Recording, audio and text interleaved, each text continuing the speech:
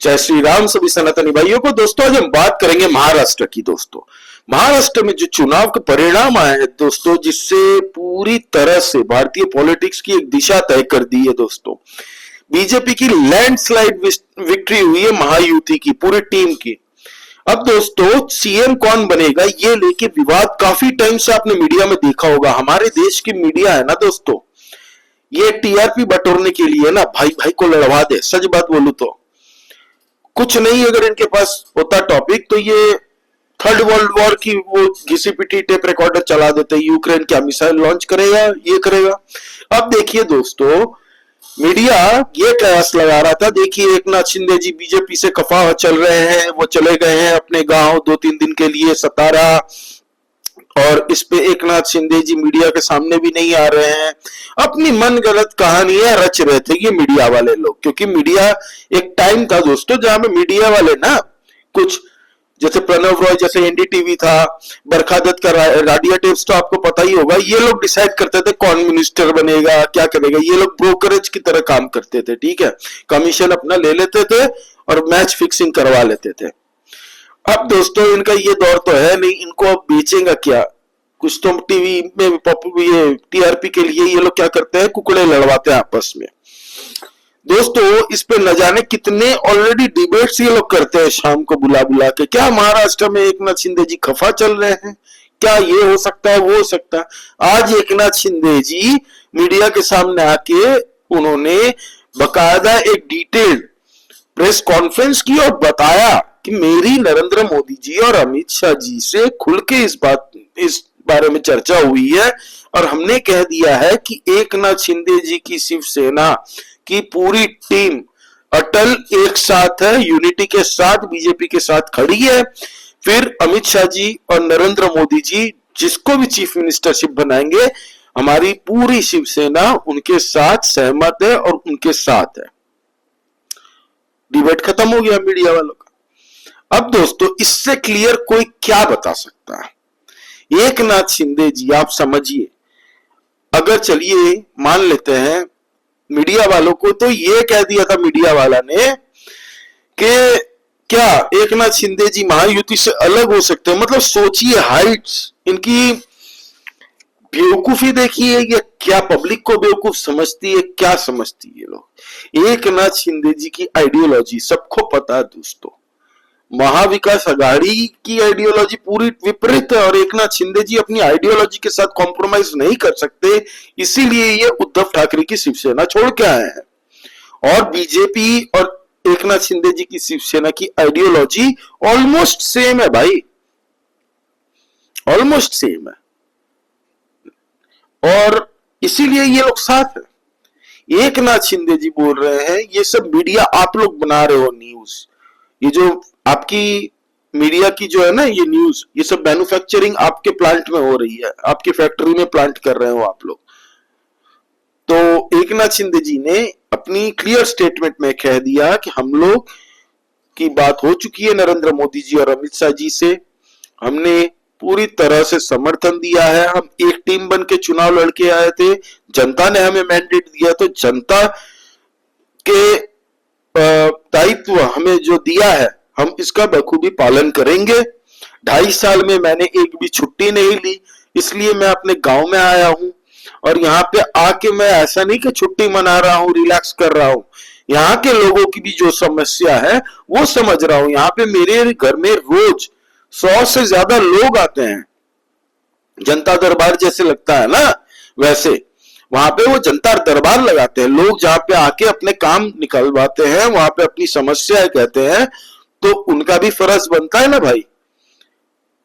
तो उन्होंने कह दिया कि 5 तारीख में जो भी चीफ मिनिस्टरशिप होगा हम लोग गाजे बाजे के साथ में जाएंगे सब सेलिब्रेट करने। वहां पे नरेंद्र मोदी जी भी आएंगे, अमित शाह भी आएंगे, अमित शाह जी, और कहा यह भी जा रहा है कि एनडीए के लीडरों को शायद इनवाइट किया जाएगा इस दिन, जितने भी एनडीए के अलग अलग लीडर है सब शायद वहां पे प्रस्तुत होंगे, ये कहा जा रहा है, अभी तक क्लियर नहीं है इसमें।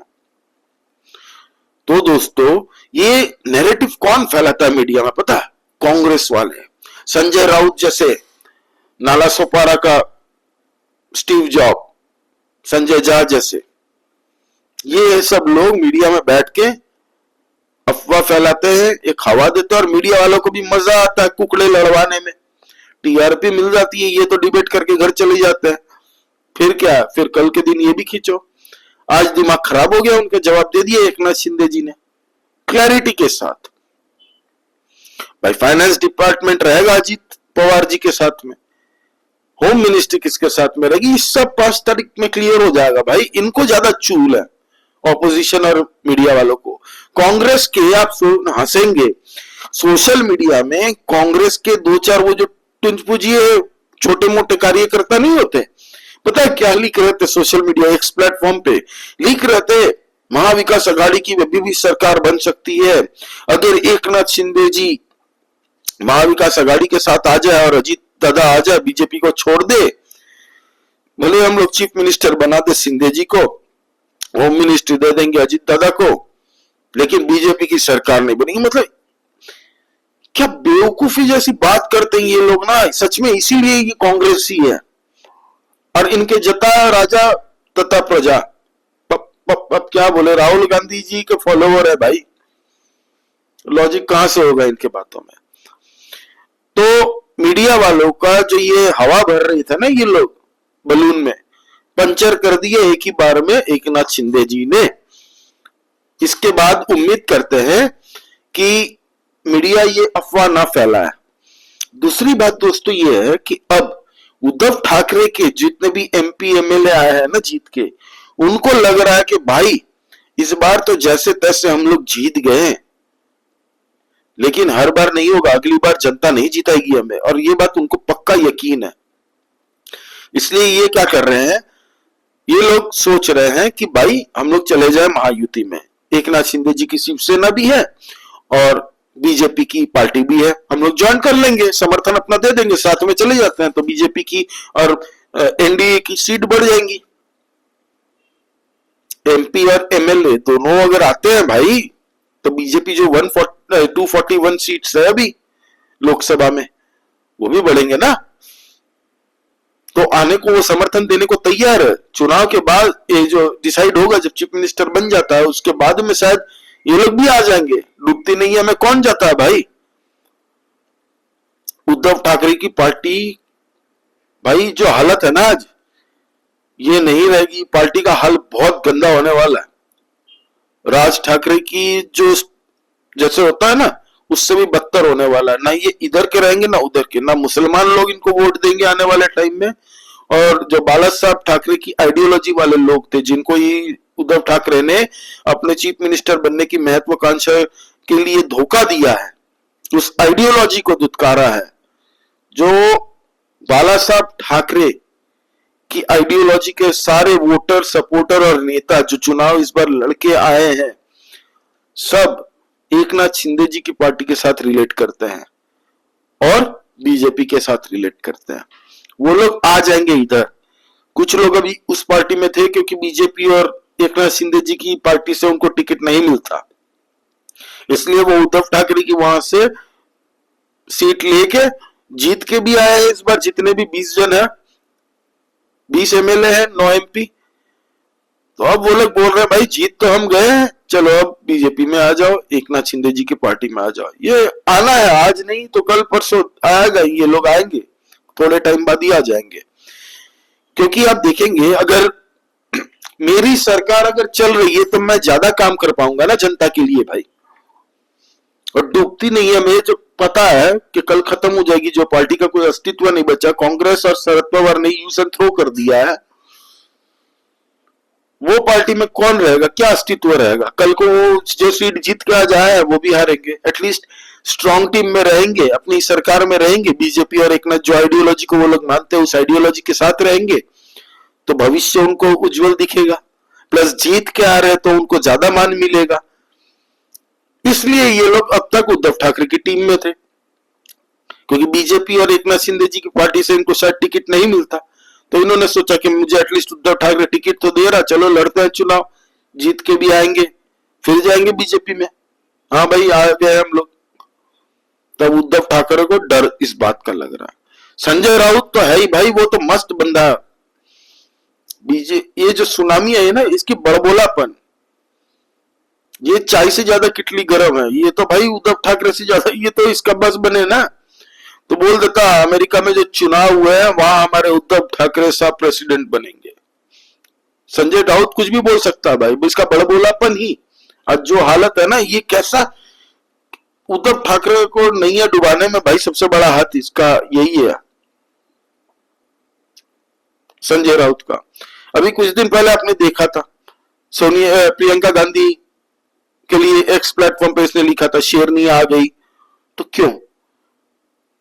जरूर कांग्रेस ज्वाइन करने की सोच रहा होगा कि भाई अब तो यहाँ पे भविष्य खत्म हो गया, चलो अब कांग्रेस में अगर कहीं चांस लग जाए, उद्धव ठाकरे मुझे नहीं रखेगा ज्यादा दिन तक, क्योंकि जो हाल मैंने किया इसकी पार्टी का, उसके बाद कौन रख सकता है। लेकिन उद्धव ठाकरे और किसी की सुनता भी नहीं है ना, एडवाइजर बन के घूमता रहता भाई ये और प्रियंका चतुर्वेदी। तो ये हाल है। आज कांग्रेस की तारीफ करना चालू कर दिया संजय राउत ने एक्स प्लेटफॉर्म पे। क्या रीजन था? यही तो था। उसको सोच रहा है कि भाई अब शिवसेना में कितने दिन रहूंगा, उद्धव ठाकरे कल निकाल दिया तो एटलीस्ट कांग्रेस की चापलूसी करना आज से स्टार्ट करूंगा तो हो सकता है कि आने वाले टाइम में कांग्रेस मुझे ले भी ले। तो ये हाल है अभी महाराष्ट्र में। 5 तारीख को चीफ मिनिस्टर का शपथ ग्रहण होगा वहां पे धूमधाम से, आप देखिएगा। उस दिन भी कांग्रेस को जलन होगी और जितने भी महाविकास अघाड़ी के वो सब एक टंगड़ी पे नाचेंगे दर्द में। और संजय राउत को फिर गलियाएंगे उद्धव ठाकरे के, देखो यार क्या हालत कर दिया मुझे चीफ मिनिस्टर, इस बार भी मैं नहीं बना तुम्हारे लिए, तुमने तो इतना सपना दिखा दिया था मुझे कि चीफ मिनिस्टर बनेंगे, मैंने तो सूट भी सिलवा लिया था और आंख खुली जैसे रिजल्ट आया सपना चकनाचूर हो गया। तो ये टोटल अभी सिनेरियो है दोस्तों। आज एकनाथ शिंदे जी ने पूरी ये जो हवा फैला रहे थे, जो अफवाह फैला रहे थे ना कि एकनाथ शिंदे जी की पार्टी बीजेपी की महायुति में आपसी कला चल रही है, कुछ कला नहीं है। मैंने अपने पहले वीडियो में भी ये बताया था आपको, कुछ नहीं कला है। ये लोग मैच्योर्ड लोग हैं, बेवकूफ नहीं है कि छोटी मोटी चीज के लिए, छोटी गेम्स के लिए लॉन्गर रिवॉर्ड छोड़ दे। छोटे छोटे गेम्स के लिए ही ये लोग बेवकूफी नहीं करेंगे। ये लोग आइडियोलॉजी वाले लोग हैं भाई। आज बीजेपी के वोटर कभी भी आइडियोलॉजी को जंप नहीं करेंगे। वो एकनाथ शिंदे जी की पार्टी के जितने भी मराठा वोटर हैं भाई, ये लोग भी आइडियोलॉजी, बाला साहब की आइडियोलॉजी क्या थी? हिंदुत्व और नेशनलिज्म।